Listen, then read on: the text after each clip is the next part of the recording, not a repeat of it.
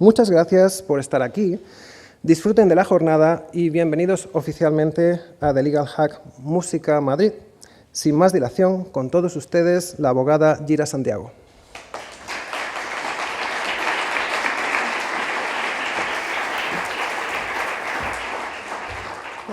Como siempre, esto está un poco alto. Para quienes no me conocen en persona, siempre me dicen que me veo más alta en las redes sociales, así que espero no defraudarlos. Quiero hacer que pasen mis compañeras Teresita y Franchelina. Este invento surgió un día en Miami, en donde comenzamos a hablar de las necesidades que existen en la industria musical. Y nos pareció que era necesario. De pronto íbamos a eventos y nos parecía que los temas se tocaban como muy generalmente, ¿no? No de una manera muy específica, y se nos ocurrió hacer este proyecto en donde realmente la gente, cuando nos viera, sintiera que realmente se estaba llevando algo. No era ir a un evento solo por asistir y tomarnos la foto, sino realmente llevarnos algo de conocimiento, que eso es lo que finalmente, y eso en conjunción con lo que es el enfoque de la AIE, es lo que queremos hacer, brindarle a ustedes información para que una carrera en la industria musical sea sostenible, ¿no? Y con este primer evento pretendemos crear puentes y educación, formación y colaboración internacional para las industrias creativas en todo el mundo hispanoparlante. Eso suena bastante ambicioso, pero nosotras comenzamos esto y yo siempre voy a mí. Se me decía que era difícil convocar gente y yo creo que han asistido mucha gente porque siempre depende del entusiasmo y la pasión que tengamos, y yo espero habérselas transmitido. Así que gracias por estar aquí. Veo varias caras que conozco y les agradezco realmente que estén aquí. La industria musical es cada vez más global, así que por eso queremos que The Legal Hack sea como la unión, la conexión entre dos mundos. Hoy vamos a estar hablando de Estados Unidos y España, pero vamos probablemente a replicar este evento eventualmente en otras ciudades del mundo, para hacer esto mismo, para que la gente entienda dentro de lo que es este aspecto global de la industria musical y de otras industrias, cómo es que tenemos que manejarlo desde el punto de vista legal o desde el punto de vista de negocios, que al final los artistas de eso es de lo que viven, ¿no? Y bueno, y gracias nuevamente a AIE, a Álvaro y todo ese equipo por todo el apoyo. Esto no hubiese sido posible. Yo llegué el año pasado a Madrid y me quiero quedar. No sé cómo voy a volver, no sé cómo voy a volver al tráfico de Miami, pero me han recibido con mucho cariño, así que estoy muy contenta de estar aquí. Como le indicaron, vamos a estar haciendo una encuesta durante mi panel, van a ver el código QR y vamos a pasar ahora un video que va un poco a adelantar lo que vamos a estar discutiendo en el primer panel. Así que con ustedes, el equipo técnico.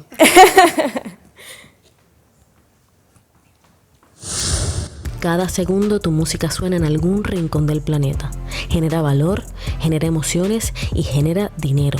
Pero ¿estás seguro de que ese dinero está llegando a tu cuenta bancaria? Mientras en los últimos años la música global facturó más que nunca, millones de dólares no pueden pagarse y las regalías nunca llegan a manos de quienes debían recibirlas. Dinero legítimo que se recauda pero nunca se cobra. ¿Por qué? Errores en la metadata, falta de administración y un laberinto legal internacional. ¿Sabías que la radio terrestre en Estados Unidos no paga ni un solo centavo a los artistas, intérpretes y ejecutantes? ¿O que en España tus regalías como intérpretes son irrenunciables por ley, mientras que en Estados Unidos puedes perderlos con una sola firma? Vivimos en un ecosistema fragmentado. Hoy te compartimos los hacks que nadie te cuenta. Bienvenidos a The Legal Hack Música Madrid. Un aplauso.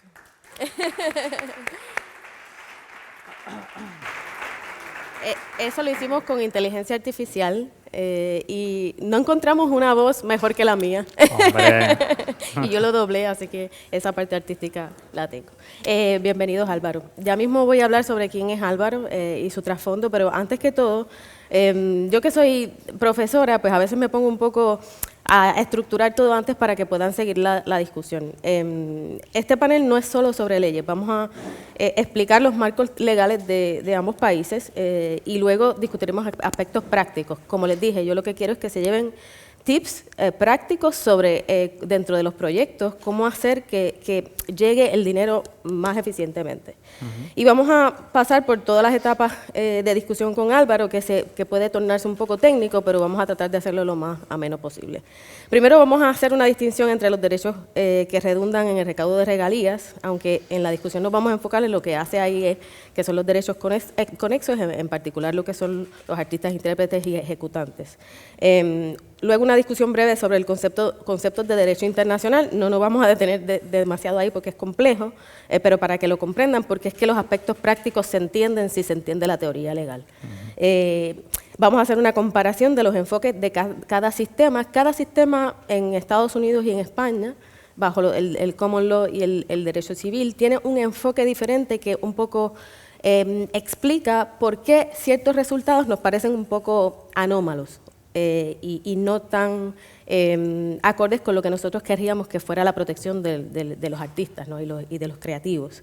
Y también al final, que esa es la parte que les interesa a ustedes, vamos a discutir los hacks, la parte práctica, en particular el recaudo de regalías multiterritorial y el desarrollo de estrategias para hacer esta gestión, como ya dije, más eficiente.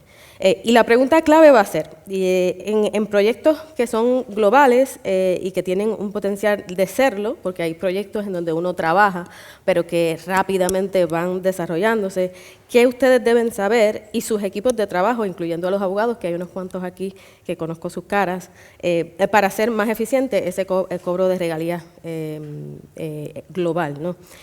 Tenemos hoy, Álvaro, el privilegio de contar con Álvaro Hernández Pinzón, que ya lo hemos mencionado anteriormente, director general de la Sociedad de Artistas AIE, quien nos ofrece una perspectiva legal, también práctica de estos temas y en particular, como les mencioné, derechos conexos.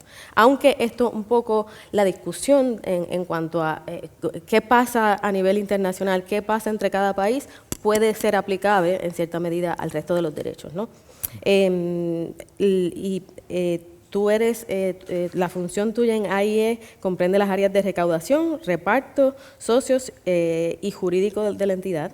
Eres vicepresidente de IMARA, Alianza Internacional que defiende los derechos de los músicos en todo el mundo, miembro del comité FILAIE, si lo estoy diciendo bien, Federación Latinoamericana de Artistas, Intérpretes o Ejecutantes, vocal de la Junta Directiva de ALADA y abogado en el ejercicio desde 2001. Con anterioridad a su dirección en AIE, era responsable de la asesoría jurídica del órgano conjunto de recaudación de artistas y productores y previamente asesor jurídico de AGEDI y AFIBE, perdón. Actualmente ProMusicae, así es como lo conozco. Es director académico del Máster de Representación de Artistas de la Escuela de Negocios Pons y profesor de los Máster de Derechos de Autor de la UAM, UC3M, ESADE, ICADE y Máster ¿Cómo fue? Magíster Lucentinus. Ahí está. Bueno, con ustedes, Álvaro. Un aplauso para él. Gracias. Tremendo perfil. Gracias por estar aquí. ¿Cómo te sientes? Pues me siento muy bien, aunque estoy en mi casa, pero hoy nos vestimos de gala. Os recibimos a 3 magníficas abogadas. Y estoy encantado, pero luego uno intenta, ahora que intento alejarme de la parte jurídica, pero es imposible, siempre al final a uno le buscan por esta parte, pero bueno, es verdad que al final gestionamos derechos y aunque no nos guste, los abogados tenemos que estar y vamos a tener que estar. Así que nada, encantado, bienvenidas, y yo creo que la jornada promete muchísimo y seguro que supera incluso las expectativas que todos los que están aquí, los que están conectados en streaming, seguro que tienen. Claro. Y me pasa lo mismo a mí cuando digo, yo quiero hacer otras cosas que no sea música, y siempre me llega lo de música. Así que siempre nos lleva a la parte legal de la que tenemos que hablar. De todas formas, la música, yo siempre digo lo mismo. Yo que no tengo nada de talento musical, pero me encanta la música, he tenido la suerte de desarrollar mi carrera profesional en lo que he estudiado, en qué mejor sitio hablando de música que ahí. Entonces, claro, pues me siento un privilegiado. Claro. Álvaro, antes de comenzar, yo quería hacer una encuesta con los participantes, porque es una pregunta que va a ser explicada a medida que vayamos discutiendo los temas y va a aparecer a continuación en la pantalla. Vamos a darles unos minutos para que la hagan y podamos ver entonces los resultados. La pregunta es, si un artista en Estados Unidos firma un contrato en el que renuncia, estamos hablando de un artista que está en Estados Unidos, y renuncia o transfiere su derecho a recibir regalías como artista e intérprete, ¿se le puede seguir pagando esas regalías como intérprete en España? Ha renunciado en Estados Unidos y la pregunta es, ¿puede seguir cobrándolo en España a pesar de que no lo cobra en Estados Unidos? Les doy unos minutos. Esto es para demostrar que eres profesora, pones un examen. Sí. Pero es una pregunta que tiene muchos matices, ¿no? Sí. Tiene muchas complejidades, pero es una pregunta que va sobre un asunto muy puntual que tiene que ver con el derecho, las cosas que pasan en Estados Unidos que no necesariamente pasan en otras jurisdicciones como España. Así que si ya han hecho la votación, ponemos en la pantalla el resultado. Todavía no he terminado. Va ganando el sí, y yo estoy segura que quienes pusieron depende son abogados. Estoy segura. ¿Cómo vamos?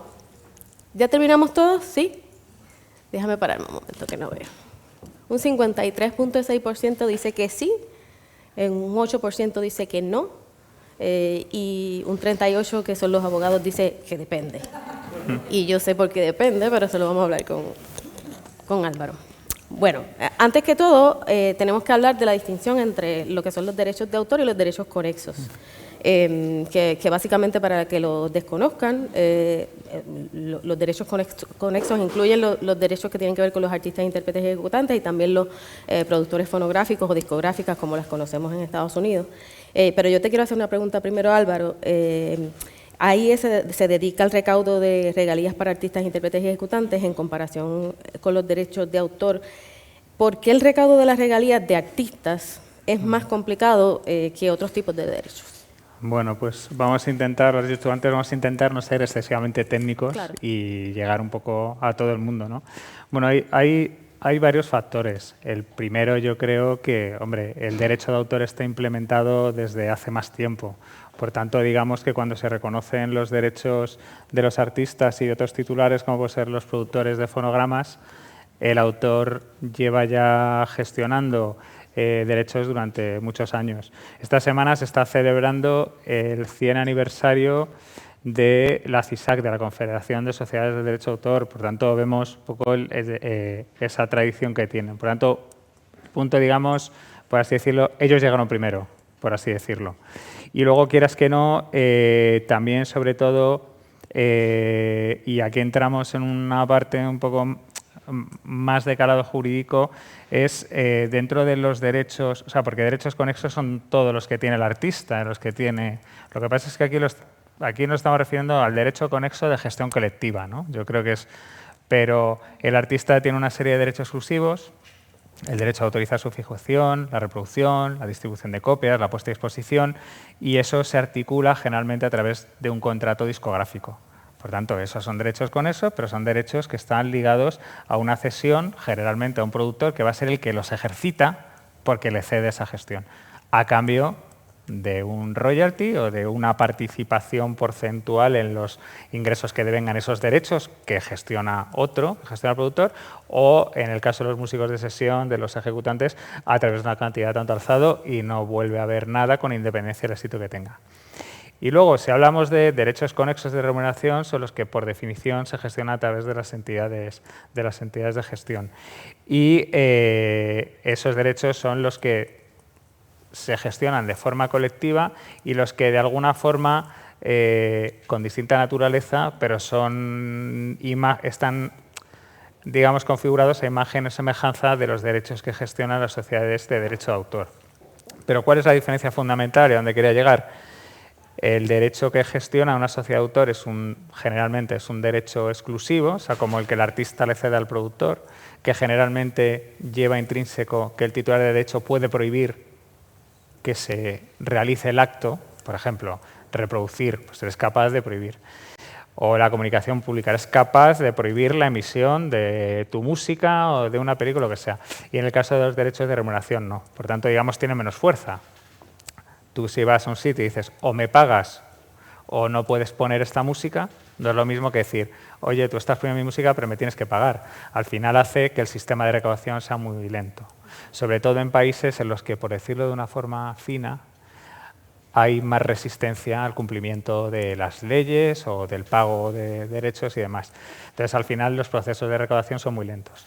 Alguien está usando tu música, tú le reclamas, intentas por la buena, luego tienes que ir a un procedimiento de conciliación, luego vas a un juzgado, luego hay una sentencia, luego la recurre otra vez y cuando ya por fin tienes el dinero ahí en la sentencia, ha desaparecido y no puedes cobrar, en el peor de los casos. Entonces, en fin, es eso, ¿no? Entonces, esa parte tiene que ver. Y luego, y para mí es fundamental, el tema de la homogeneidad. Derechos de autor, prácticamente en todo el mundo están los derechos de los autores en el mismo plano y tienen prácticamente los mismos derechos. En el caso de los artistas hay mucha desigualdad dependiendo de regiones y dependiendo de países. Hay derechos que están muy implementados y que sonarán a todos, la radiodifusión y la comunicación pública, o sea, utilizar música grabada para emitir a través de una televisión o una radio, o poner música en locales públicos. Eso prácticamente está implementado en todo el mundo. Estados Unidos no, o sea, sabemos que hay excepciones. Pero luego otros derechos, como comunicación pública de grabaciones audiovisuales, pues la música en una película, la copia privada, la remuneración por la puesta a exposición, la remuneración anual adicional, que es una cosa más de ámbito europeo, pues hacen, por ejemplo, que un artista... pues pongamos el caso, un artista mexicano en su país va a cobrar por la radio y la comunicación pública. Cuando viene a España, si su música es en España, va a cobrar por eso mismo. Además, le van a pagar la copia privada y le van a pagar la remuneración por la puesta de exposición. Bueno, le vamos a pagar la puesta de exposición y si su música está en películas, la comunicación pública, puesta de exposición de grabaciones audiovisuales. Y cuando es español, cuando un artista español se vaya a México, pues solo va a percibir derechos por la radiodifusión y por la comunicación pública. Entonces, eso hace que tenemos, como digo, dos modalidades que sí que están asentadas, pero luego hay mucha diversidad. Por eso, una de las funciones que hace AIE, bien directamente o a través de las federaciones, pues SCAPRA, que la preside José Sevillano, FILAIE, que la preside Luis Cobos, y Mara, la cual tengo una vicepresidencia, es intentar expandir el estándar español, que es el lugar donde los artistas tienen más derechos de gestión colectiva, tratar de expandirlo a otros lugares para que haya homogeneidad y estén protegidos en todos los sitios. Pero obviamente no es una labor sencilla y, en fin. Claro, que no es sencillo de por sí con el resto de los derechos que tienden a ser un poco más homogéneos en cuanto a los derechos de autor, pero en este caso tienden a variar bastante de territorio a territorio y por eso vamos un poco a comparar España y Estados Unidos, pero hay unas diferencias muy fundamentales que, como les dije, resultan unas cosas que nos parecen muy extrañas desde el lado de acá. Pero también existe mucha confusión, yo pienso, según lo que escucho en las redes sociales, mis clientes, porque hay muchos artistas que quizás piensan que hay una sola ley de propiedad intelectual y que quizás a lo mejor porque vivo aquí en España lo mismo debe aplicar en Estados Unidos y en Colombia y demás. Pero la realidad es que cada país tiene pues su propia legislación. Sí es cierto que los países se ponen de acuerdo, no me voy a poner muy técnica, llegan a unos acuerdos internacionales en donde se comprometen a nivel de legislación local a adherirse, ¿no?, a esos principios básicos. Pero aún adhiriéndose a esos principios básicos puede haber diferencias entre lo que se da en un país u otro. Puede ser más restrictivo en uno, menos restrictivo en otro. Pero en relación a las regalías, también cada país tiene su propia entidad de gestión colectiva. Entonces, y muchos artistas se preguntan cómo se cobran esas regalías en otros países. Entonces, yo quisiera que discutiéramos un poco cómo se cobran las regalías de otros países si un artista es socio de AIE, ¿verdad? Digamos que el centro de operaciones, si lo ponemos así coloquialmente, es AIE, desde aquí se hace. ¿Cuál sería el mecanismo para recaudar internacionalmente, dado que cada país tiene su propia ley y su propia entidad de gestión colectiva? Mira, por acotar un poco el tema y también, como te he dicho, ponerme el gorro de profesor, o sea, yo siempre cuando doy clase a los colegas abogados, siempre digo, hay una cosa que es muy obvia, ¿no? Pero hay tres niveles normativos de legislación. El internacional, que hablando de nuestra materia solo, internacional, que está constituido por los tratados internacionales, bien los administrados por la OMPI, por la Organización Mundial de la Propiedad Intelectual, por la Organización Mundial del Comercio, tratados bilaterales, tratados de libre comercio. El regional, en aquellos lugares en los que hay entidades supranacionales de un territorio, Unión Europea fundamentalmente, Comunidad Andina, Mercosur en esto menos, y luego los países. Entonces, según estemos en esos niveles, podemos ir viendo que vamos de menos derechos a más. Es decir, aunque en una comunidad, por ejemplo, en la Unión Europea, que yo creo que es el ejemplo, porque los países miembros, los Estados miembros de la Unión Europea han cedido la soberanía normativa en materia de propiedad intelectual a las instituciones de la Unión Europea. Pero aún así, no deja de ser un territorio heterogéneo. Entonces, ¿qué ocurre? Que generalmente legislan a través de directivas de mínimos. Entonces, en nuestra área, ¿no? Dice, oye, hay que garantizar un derecho, una remuneración adecuada y proporcionada a los autores y a los artistas, intérpretes, ejecutantes. ¿Cómo? Que cada Estado decida. Pues al final te encuentras con 27 formas diferentes de hacer. Incluso en un sitio, en un lugar en el que pueda haber cierta homogeneidad, no la hay porque no se da, porque son los estados que no quieren que les digan cómo hacerlos, sino que quieren tener un margen de discrecionalidad. Entonces, esa parte es importante. Aún así, con independencia de los derechos que haga, al final la forma que tenemos las entidades de gestión de hacer ese intercambio de derechos, pues es la reciprocidad internacional. Como su propio nombre implica, reciprocidad. Son obligaciones recíprocas.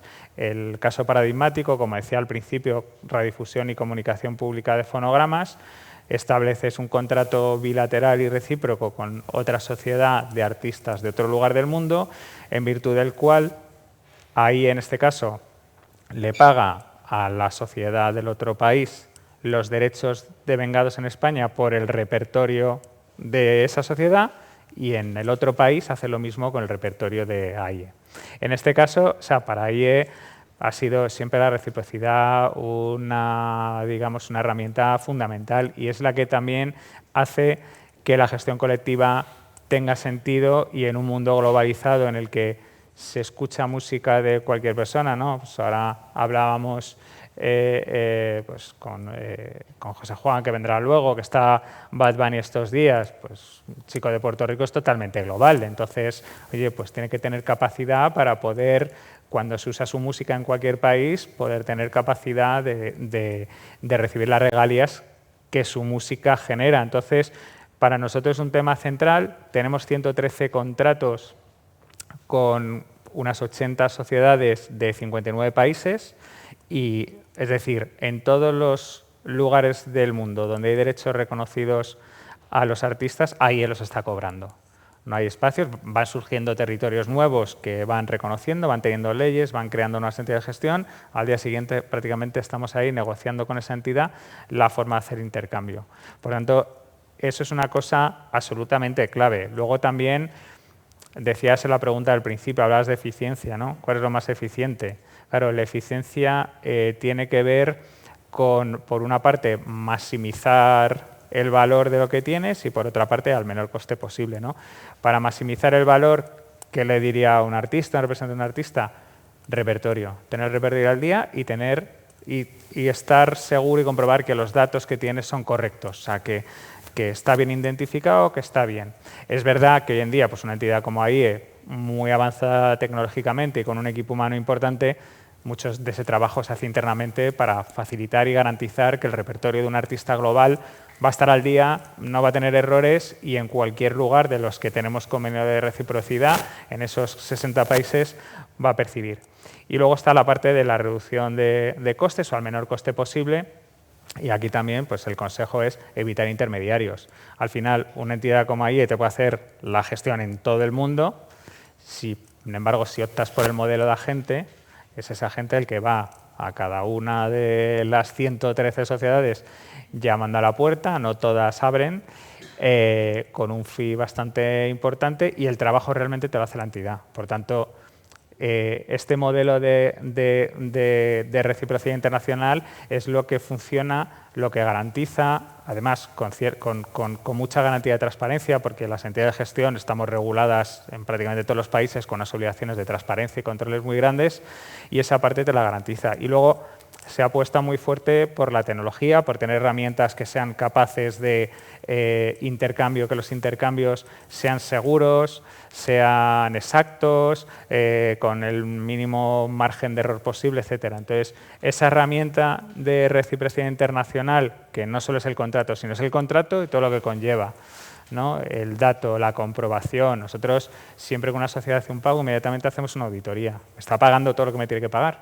Para eso tenemos datos de radios de todo el mundo, de qué está sonando en cualquier emisora de radio de cualquier lugar del mundo, para garantizar que lo que le pagamos al artista es lo que le corresponde.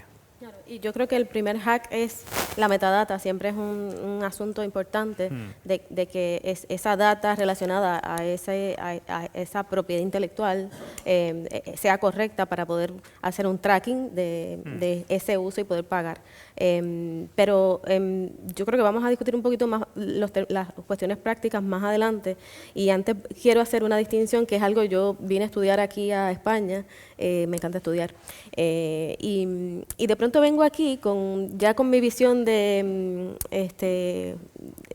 Estados Unidos, acostumbrada a cómo es la industria allá, y me encuentro quizás con el mundo al revés, ¿verdad? En Estados Unidos, el common law, como le expliqué al principio, tiende a proteger la inversión, principalmente las grandes compañías. Eso a veces en detrimento de los creativos, de los artistas y de los autores, lamentablemente. Y se enfoca en el dinero, se enfoca en proteger a estas grandes compañías que a veces pues hacen dinero pues basado ¿verdad? En una inversión, sí, pero el centro es esa creación. En cambio, el sistema de España, yo estaba así en las clases como, en serio, llegué al sitio correcto. El enfoque del sistema civilista tiende a proteger más al lado creativo. Y en resumen, básicamente es capitalismo voraz versus protección del creador. Y puedo poner unos ejemplos que me parecieron interesantes cuando vi todo lo que tiene que ver con España.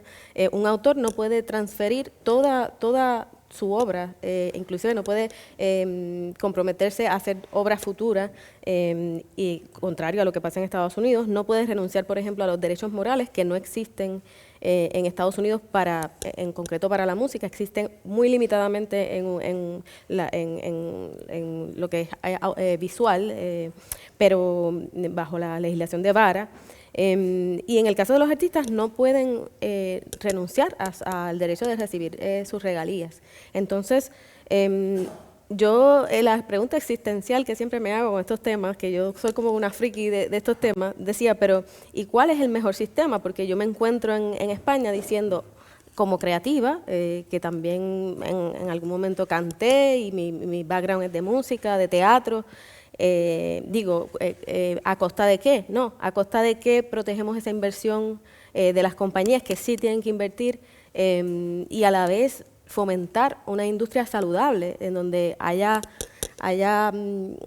gente que quiera realmente invertir y no piense que a lo mejor va a perder su dinero por las protecciones que hay? Y mi pregunta sería, ¿cuál tú piensas que es el mejor sistema? Esto es una pregunta quizás provocativa, pero ¿cuál tú pensarías que es el sistema? Hombre, el mejor sistema es el que funciona. Yo creo, entonces, no creo que podamos decir que mejor es el sistema continental que el sistema anglosajón, porque sí, porque los sistemas jurídicos parten, por supuesto, de una tradición histórica, unos hechos históricos, una cultura, unas instituciones formales e informales. O sea, son fruto de muchas generaciones, de mucha gente, de muchas costumbres y muchas prácticas, y por tanto no quiere decir que un sistema que funcione en un sitio legal pueda ser adecuado para otro. A ver, esta discusión la tenemos mucho, como decía antes, en la Organización Mundial de la Propiedad Intelectual, entre comillas, ¿no? Pero es como el legislador internacional, ¿no? Y llevamos muchos años con un punto que es derechos de autor en el ámbito, derechos de autor en entorno digital, y hay un consenso prácticamente abrumador de, sobre todo, países en desarrollo, pues toda América Latina, África, pero Europa también es favorable, Asia, y sin embargo Estados Unidos pues bloquea cualquier iniciativa porque dice que el tema de los derechos en general, derechos de autor, derechos de los artistas en entorno digital es un tema contractual y que eso se maneja prácticamente contractual. Entonces yo no pongo en tela de juicio que en Estados Unidos, que tiene pues también una serie de instituciones propias, unos hábitos comerciales, unos sindicatos, los guilds, unos convenios colectivos, tal, que puede funcionar. Y luego, por otra parte, es que la industria es americana. Entonces, claro, ellos defienden a los artistas y defienden a la industria, defienden a las plataformas tecnológicas y defienden a las grandes corporaciones discográficas. Entonces, en fin, o sea, pero no en todos los lugares ocurre lo mismo. España, afortunadamente para eso somos, o el legislador, porque esto es un tema legislativo, es muy proteccionista y tiende a buscar máximos, pero todo está incardinado, como decía antes, en lo que es el sistema del derecho de la Unión Europea. Entonces, si leemos cualquier directiva, desde las primeras directivas que hubo de derecho de autor, bueno, o las del año 92, siempre son directivas, tienen un fin, son finalistas, siempre tienen un fin. La más reciente, la del año 2019 de derechos de autor en el mercado único digital, en la exposición de motivos, usted lo dice, que en una relación comercial o contractual entre un productor, un artista, un autor, el artista, el autor son la parte débil, falta de transparencia, en fin, te hace un poco todos los problemas que como abogada te puedes enfrentar cuando defiendes un artista y que están un poco encima de la mesa, están en la exposición de motivos. Por tanto, luego el articulado responde a ese objetivo que hay, que es proteger a la parte más débil, lo dice la parte más débil de relación contractual es protegerla. Por tanto, digamos que lo que está y lo que se deriva de luego toda la legislación y todo el reconocimiento de derechos es un fin que es la protección de la parte débil. Sé que luego vamos a hablar de ello y por tanto no me voy a adentrar mucho, pero por eso es importante esta pregunta que has hecho, el examen que has puesto, tiene que ver mucho con si hay derechos, los derechos de remuneración, ¿no? Los derechos conexos de remuneración que son de gestión colectiva obligatoria. Si eso no se blinda de forma que sean indisponibles, o sea, que el artista no los pueda ceder, pues nos encontramos que el derecho va a valer lo mismo que el derecho que firma en un contrato y cede, porque lo va a poder ceder. Y el fin que tienen estos derechos, al menos en Europa y en las legislaciones que siguen el modelo europeo, América Latina, que además nos interesa en este foro, tienen ese fin, que es que el artista y el autor vean siempre garantizados sus derechos y el retorno económico por el uso, la utilización de sus obras y sus prestaciones artísticas. Entonces, volviendo al principio, ¿no? Después de este rodeo, volviendo al principio, mejor, pues depende de cómo funcione cada uno. En Estados Unidos, ahora casi te rebotaría la pregunta y te diría, ¿tú crees que en Estados Unidos, cuando tienes un artista y empieza a despegar, está protegido, tiene la suficiente remuneración, o sea, el sistema, o lo ves y dices, ojalá que estuviera en Europa y estaría protegido en otro lugar? Yo creo que ahí debe haber un balance entre ambos sistemas, ¿no? Sí es verdad que en Estados Unidos es una industria muy potente y es potente por algo, ¿no? Pero creo que no necesariamente siento que los artistas y autores creativos estén totalmente protegidos, y eso no necesariamente por ellos en sí, sino por la gente que les rodea. Gente que a lo mejor sin escrúpulos, que saben que los artistas pueden firmar un documento sin saber qué es lo que están firmando y renunciar en efecto a sus regalías como intérpretes. Entonces eso así, a mí me parece muy raro y en ese sentido creo que si hablamos de cómo podemos hacer algo desde aquí, es hacer que se eduquen sobre cuál es el sistema y qué deben hacer para protegerse, pero me parece que es un esfuerzo de soldado, de tener que protegerse ante un sistema que es muy voraz. Sí, a ver, negaré haberlo dicho y diré que me clonasteis la voz por IA, pero en España también hay gente sin escrúpulos. No, o sea, claro.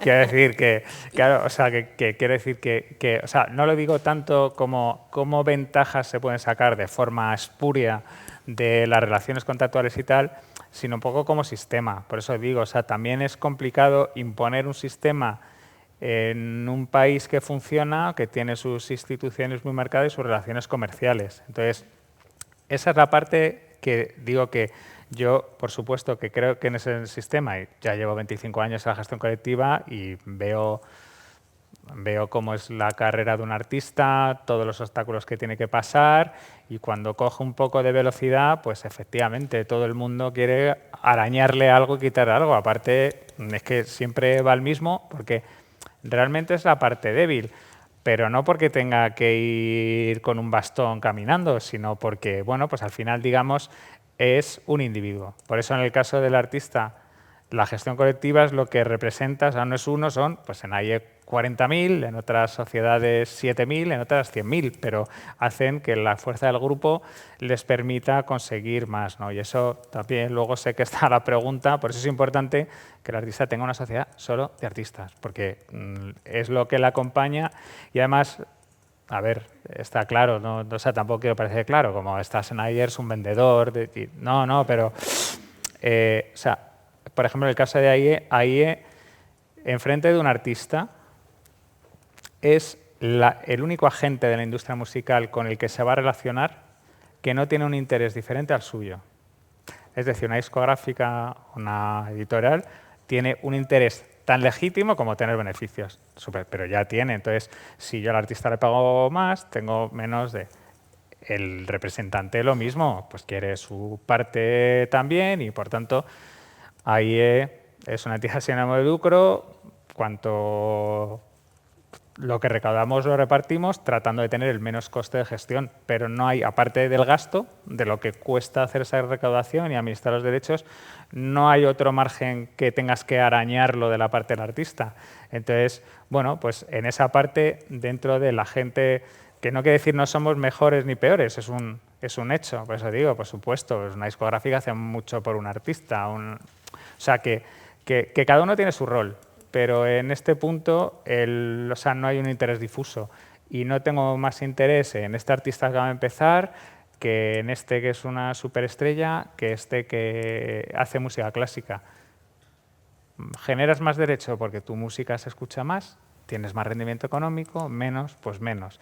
Y luego, aparte, también hay el alma, ¿no? La parte más, digamos, de compromiso de los propios artistas con sus compañeros, de hacer determinadas o dar determinadas prestaciones para que la gente joven se forme, para que haya circuitos de difusión de la diversidad cultural, ayudar a que lo necesite, etcétera. Por tanto, o sea, ese sistema creo que lo hace. Volviendo y ya saltamos a Estados Unidos, pues hombre, las entidades de gestión de Estados Unidos son diferentes. Eso tienen otro, pero por eso mismo, porque están en el lugar, digamos, en el que están, juegan con las reglas que juegan y tienen. Entonces, si por defecto el sistema, el resultado es en el caso de este lado del mundo es proteger a la parte más débil, y por defecto en el otro sistema en Estados Unidos es proteger a las compañías, entonces los resultados van a ser diferentes en términos prácticos. Entonces, aun cuando haya gente que se les acerque, gente inescrupulosa aquí o allá, el resultado va a ser diferente, porque es que a nivel legal, por defecto, hay unas reglas que aplican que van en detrimento de los derechos de los artistas, y no hay otra cosa que puedan hacer. Hay un caso en Puerto Rico que recién se decidió, algunos conocen esta orquesta de salsa, el Gran Combo, muy internacional, y el cantante que se fue de la agrupación quería cobrar sus regalías de Sound Exchange, y el dueño de la orquesta había había registrado sus derechos y quería cobrar los derechos de ese cantante. La alegación en la demanda es que lo que se hizo fue un work for hire.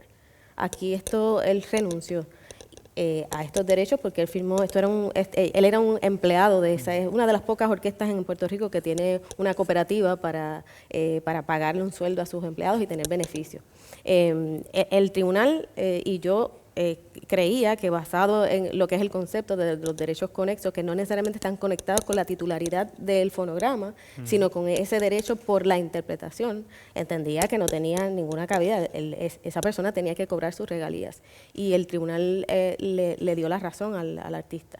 Pero en Estados Unidos no se entiende este concepto de derechos conexos. O sea, tuvo que venir un bufete de abogados que conocía sobre esto a explicarle a la Corte es que los derechos conexos en el mundo son esto.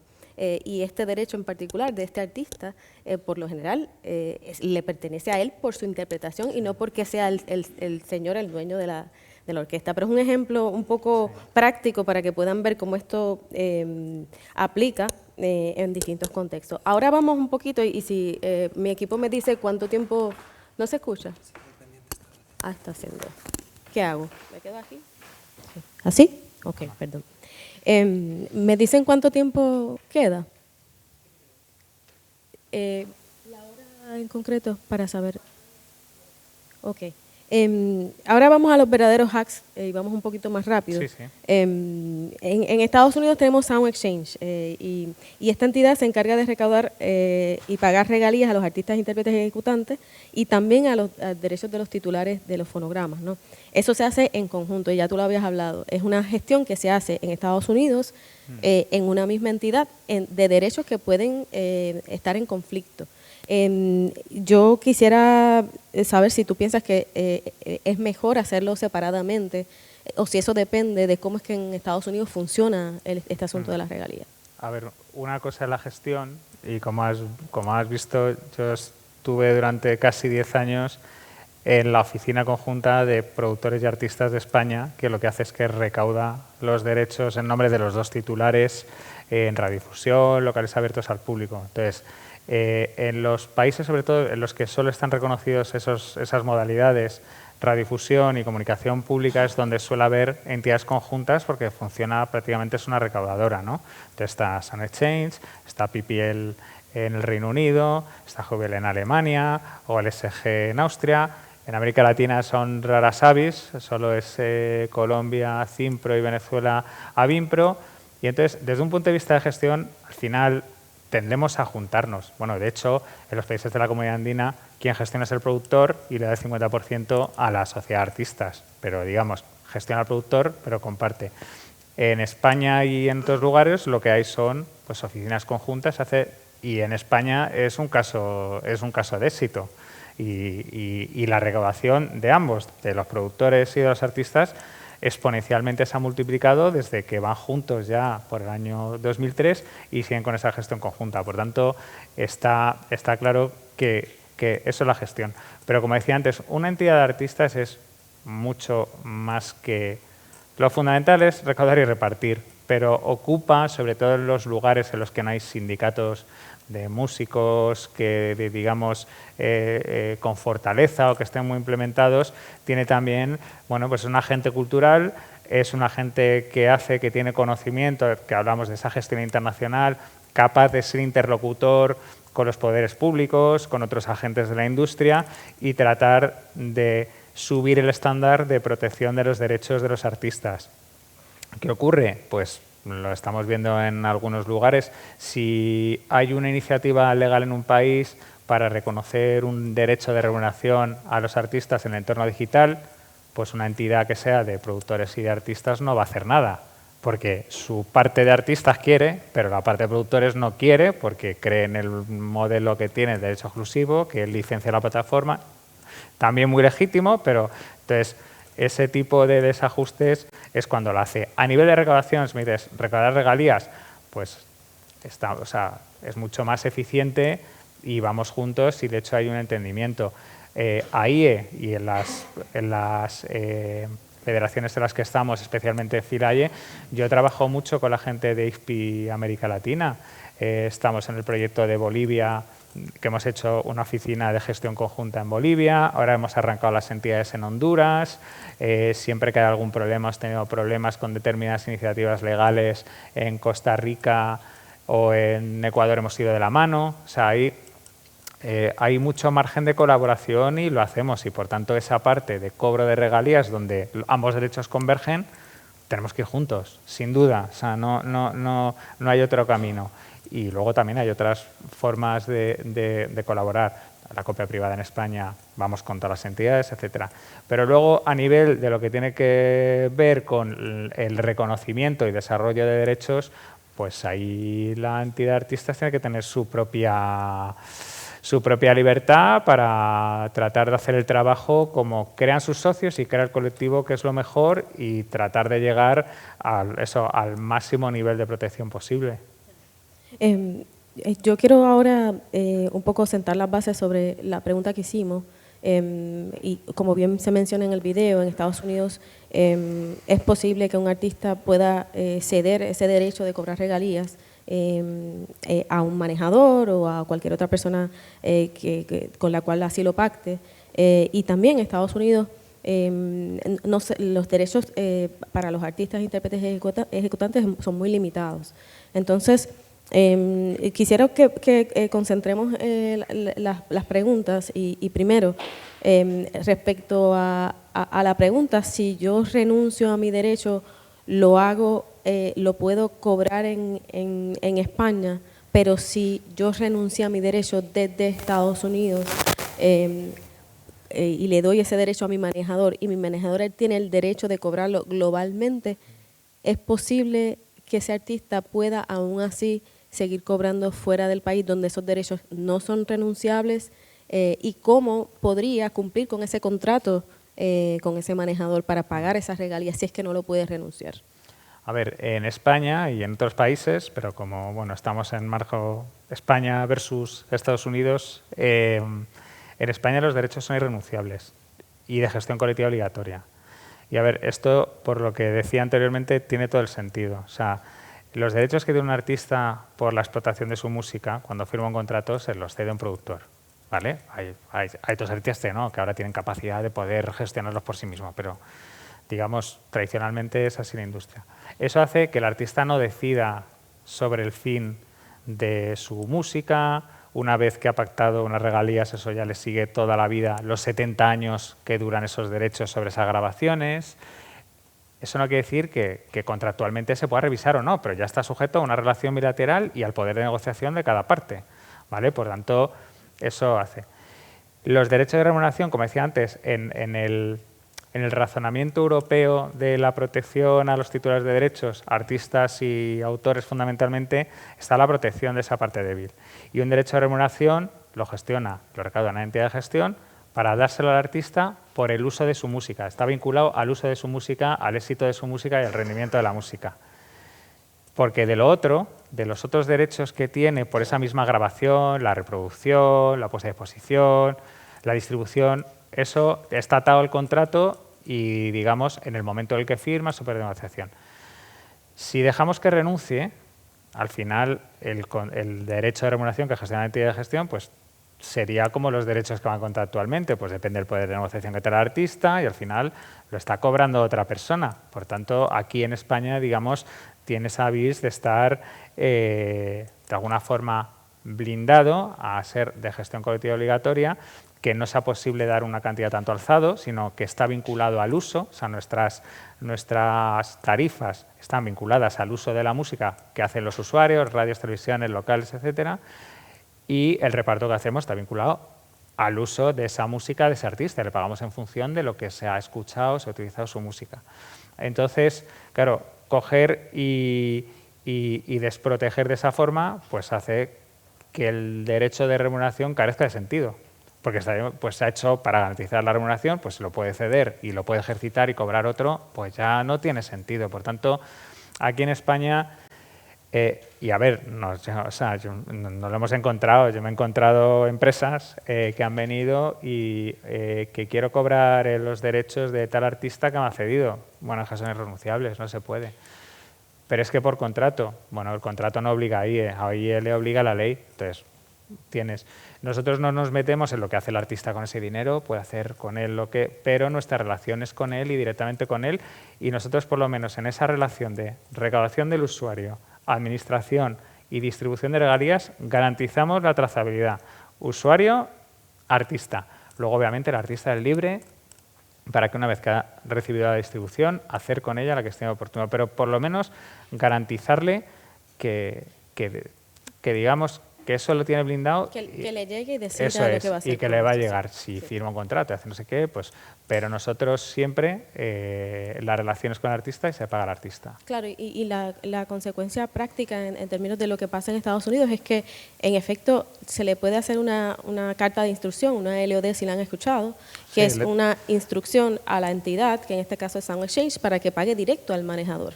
Eso es posible inclusive con los productores.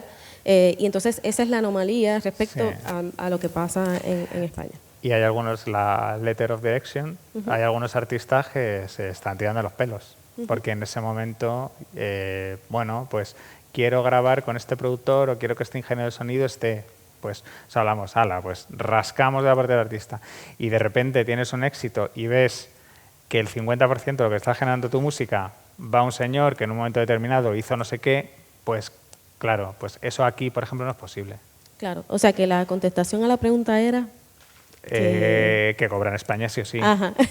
Así que los de Depende les suspendemos también. Bueno, a los abogados les suspendemos. Gracias, Álvaro, por todas esas explicaciones, fueron de mucha ayuda. Pasamos un momentito, si alguien tiene preguntas en la audiencia, que por ahí vemos a alguien, si le pasan el micrófono.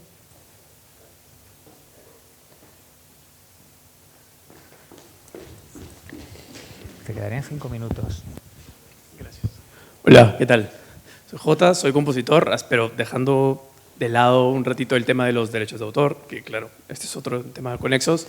Yo vengo de Perú y en Perú, como mencionaste, hay entidades diferentes, ¿no? Está Unimpro que registra el fonograma y luego tenemos a SONIEM, que son los ejecutantes. Ahí hay una especie de tara en la cual si Unimpro no ha registrado, el productor fonográfico no ha registrado el fonograma, en SONIEM no se puede registrar la ejecución o interpretación. Entonces, digamos, el intérprete depende primero de que el dueño del fonograma haga el registro para poder registrar su participación, ¿no? Entonces, no sé si eso también ocurre acá, porque a veces me toca escribir, pero dejando al lado eso, también a veces grabo una guitarra, un bajo, y quiero saber si dependo de que el dueño del fonograma lo registre para recién poder hacer mi inscripción o no. A ver, el caso de Perú. Me estoy mordiendo la lengua, pero no sé si voy a poder aguantar mucho porque ahí es una situación especialmente muy compleja, sangrante, ¿vale? Entonces, pero bueno, primero parte de datos. A ver, o sea, los datos, obviamente, o sea, lo que tiene que estar una grabación es documentada, ¿vale? Entonces, generalmente, ¿quién tiene los datos? Pues el productor, o digamos el dato más fiable o más de origen. Entonces, es importante, en nuestro caso, por supuesto, el productor, pero luego tienes fuentes que puedes enriquecer esos datos y verificar que la participación en determinada grabación es real, ¿vale? Entonces, ahí lo que pasa en Perú es que tenéis un poco lo que decía antes, Perú es de la comunidad andina y por normativa y mandato es la entidad de productores de fonograma, Unimpro, la que gestiona. Y le rinde, o sea, y no le rinde cuentas, le paga luego el 50%, descontado el coste, que en Perú está topado al 30%. ¿Cuánto le descuenta de coste todos los años? El 30%, evidentemente, el máximo. Además, incapacidad de poder decidir, porque ahí es el 30%, pero está el salario de los trabajadores, con lo cual SONIEM no tiene ningún tipo de influencia en nada. Entonces, digamos que está un poco vendido eso. Y luego también ocurre que la gestión, la recaudación la hace Unimpro, entonces hay lugares de Perú a los que no van porque no suena la música que representa Unimpro, pero sí están los artistas que representa SONIEM. Entonces, se produce por llamarlo de alguna forma, esa tara del sistema que la gestión de los derechos de los artistas no solo depende de la gestión de los productores, sino que está totalmente a merced de lo que decidan en cada momento. Y pese a tener un regulador muy potente, porque Indecopy es muy potente en Perú, que es su oficina de derecho de autor, tiene muchísima capacidad sancionadora, reguladora, tal. En este caso mira para otro lado. Entonces, bueno, pues, o sea, digo, yo creo que también ahí, por parte de los artistas, pues lo que tenéis que hacer es, desde la medida que podáis, presionar también para que vuestras grabaciones estén documentadas y se puedan luego gestionar y distribuir regalías a través de SonyM. Además, te digo, SonyM es una entidad que cumple sus obligaciones, tiene reciprocidad con AIE desde hace muchos años, hace muchos esfuerzos para cumplir sus obligaciones, por supuesto, con sus socios y fuera, y ayudar también en esa parte, ¿no? Para que ellos puedan gestionar pues toda la música peruana que suena en cualquier lugar del mundo. Mi pregunta, digamos, como aquí. O sea, aquí, digamos, yo como intérprete puedo hacer un registro directo de, imaginemos, la canción ya está en plataformas y en la metadata figuro como intérprete de tal instrumento. Pero si eres socio de AIE, sí. Sí, directamente. Sí, sí. Ok, sin necesidad de lo otro. Esa era la pregunta. Va, gracias. Gracias. ¿Alguna otra pregunta?